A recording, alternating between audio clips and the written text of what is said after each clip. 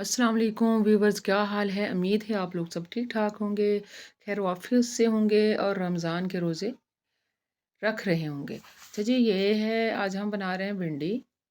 तो भिंडी जो इसको मैंने अच्छी तरीके से वॉश कर लिया था, हाफ़ के जी भिंडी ली थी और उसको अच्छी तरीके से वॉश करके 3-4 घंटे के लिए मैंने इसको छोड़ दिया था। जब बिल्कुल ये खुश्क हो गई थी तो उसको मैंने काट लिया था।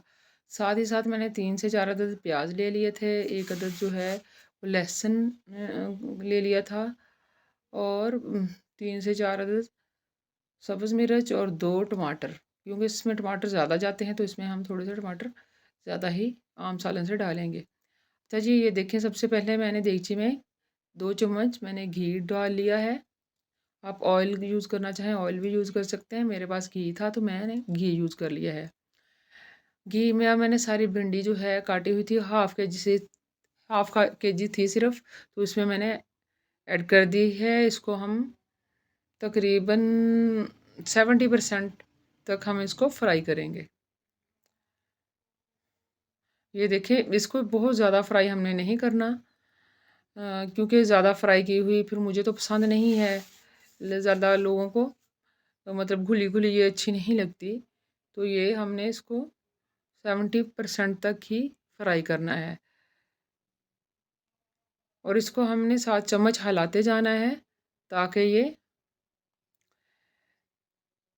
एक साइड से जले ना, हर तरफ से पक जाए, मतलब हर तरफ से एक जैसी फ्राई हो। ये देखें, चम्मच हमने हिलाते जाना है, कफ़गीर, बल्कि इसके पे हम चम्मच नहीं लेंगे, कफ़गीर लेंगे। तो कफ़गीर को हमने हिलाते जाना है।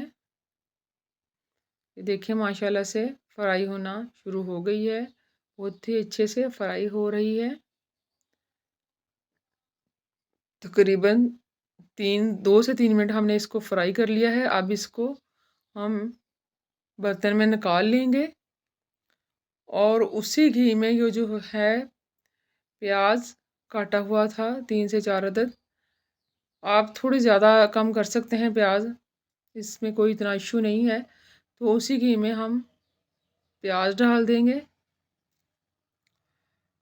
ये देखें, प्याज को हमने जैसे बाकी सालन में बहुत ज़्यादा फ्राई करते हैं, इसको इतना ज़्यादा फ्राई नहीं करना, क्योंकि भिंडी में घुले घुले प्याज इतने अच्छे नहीं लगते। ये जो टिप्स मैं बता रही हूँ स्पेशल आप लोगों ने नोट करनी है, ताकि आप लोगों की जो भिंडी है बहुत ही मज़ेदार बने। इसको हमने अच्छी तरीके से हिलाते रहना है चम्मच। इसमें कोई ख़ास ज़्यादा मसाला जात नहीं जाते। ये देखें, अब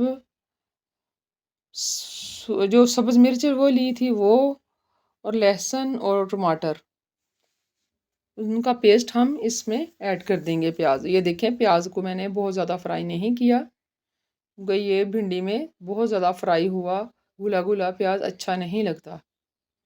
ये देखिए, इसको अच्छी तरीके से हमने मिक्स अप कर लेना है।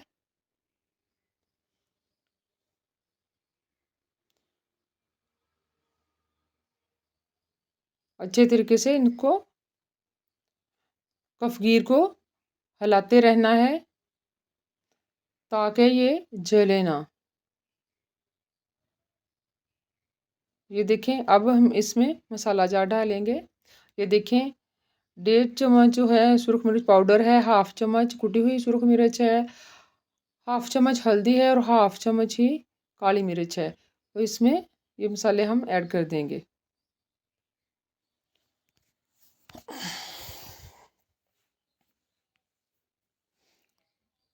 ऐड करके इनको अच्छी तरीके से हम मिक्स कर लेंगे।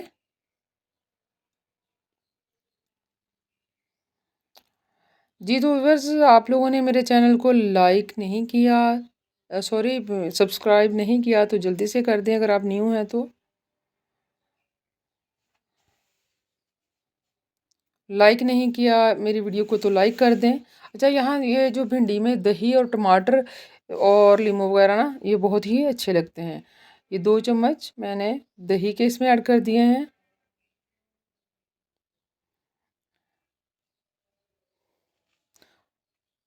रमज़ान के जो रोज़े हैं हाफ़ गुज़र चुके हैं माशाल्लाह से, हाफ़ से ज़्यादा गुज़र चुके हैं, अब थोड़े से रह गए हैं और दिल भी उदास होना शुरू हो गया है।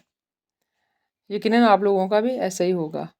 क्या जिस फीलिंग है, क्या जज़्बात है, आप लोगों ने कमेंट्स में बताना है मुझे। अच्छा जी, ये ज़ीरा का एक चम्मच था, वो ज़ीरा मैंने डाल दिया है। ये देखें झटपट से ये बन जाती है, बहुत ही मज़े की। ये देखें मैंने स्किप भी नहीं ज़्यादा की। ये देखें माशाल्लाह से झटपट से ही रेडी हो गई है। अब जो हमने भिंडी फ्राई की हुई थी, अब इसमें हम ऐड कर देंगे। ये देखें, और इनको कफ़गीर के साथ ही, भिंडी जो है ना, कोशिश कीजिएगा कि चम्मच के बजाय कफ़गीर के साथ ही बनाएं। कोशिश कीजिएगा ये ज़्यादा घुले ना, क्योंकि इतनी ज़्यादा घुली घुली ना फिर वो अच्छी नहीं लगती।